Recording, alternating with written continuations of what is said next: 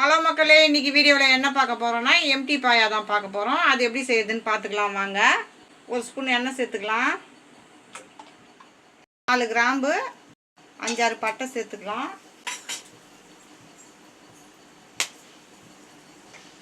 ஜீரகம் 1/4 ஸ்பூன் சேர்த்துக்கலாம். 1/4 ஸ்பூன் சோம்பு சேர்த்துக்கலாம்.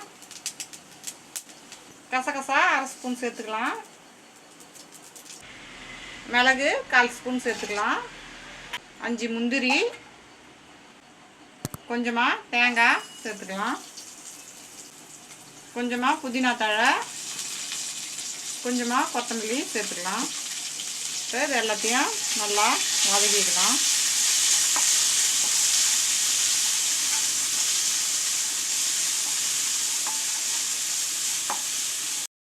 இப்போ இது எல்லாம் நல்லா வதங்கிடுச்சு. ஆறினவுடனே நம்ம இதை அரைச்சிக்கலாம். நல்லா ஆறிடுச்சு. இப்போ நம்ம மிக்ஸி ஜாரில் சேர்த்துடலாம்.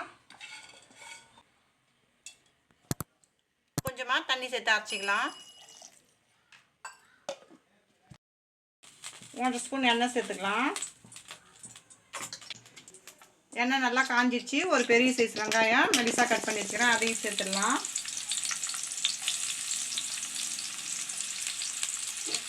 இப்போ இதை நல்லா வதக்கிக்கலாம்.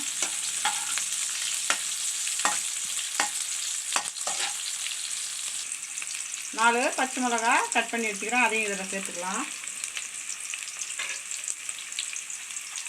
இதையும் சேர்த்து நல்லா வதக்கிக்கலாம். இஞ்சி பூண்டு பேஸ்ட்டு 1 ஸ்பூன் சேர்த்துக்கலாம். இதையும் சேர்த்து நல்லா வதக்கிக்கலாம்.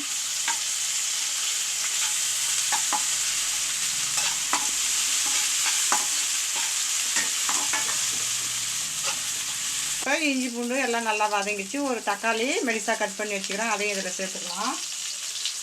இப்போ இதையும் சேர்த்து நல்லா வதக்கிக்கலாம்.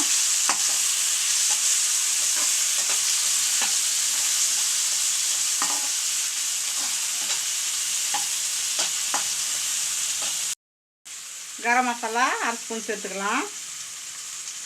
மல்லித்தூள் 1 ஸ்பூன் சேர்த்துக்கலாம். மஞ்சள்தூள் 1/4 ஸ்பூன் சேர்த்துக்கலாம்.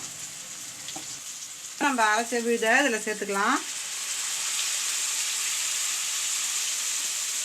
இப்போ தண்ணி சேர்த்துக்கலாம். நம்ம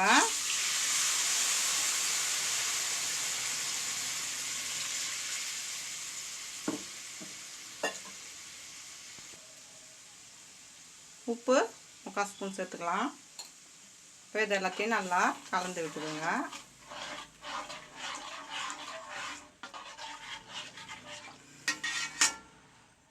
நம்மளுடைய பாயா ரெடி ஆகிடுச்சு. மல்லித்தழையை ரவுண்டு சேர்த்துக்கலாம். அதில்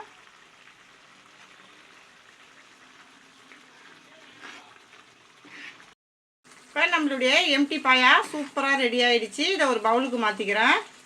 நம்மளுடைய எம்டி பாயா சூப்பராக ரெடி ஆகிடுச்சு. இந்த வீடியோ பிடிச்சிருந்தா லைக் பண்ணுங்கள், ஷேர் பண்ணுங்கள், கமெண்ட் பண்ணுங்கள். மறக்காமல் நம்ம சேனலை சப்ஸ்கிரைப் பண்ணிட்டு பக்கத்தில் இருக்க பெல் ஐக்கான் கிளிக் பண்ணி ஆளுன்னு கொடுத்துருங்க. தேங்க்ஸ் ஃபார் வாட்சிங்.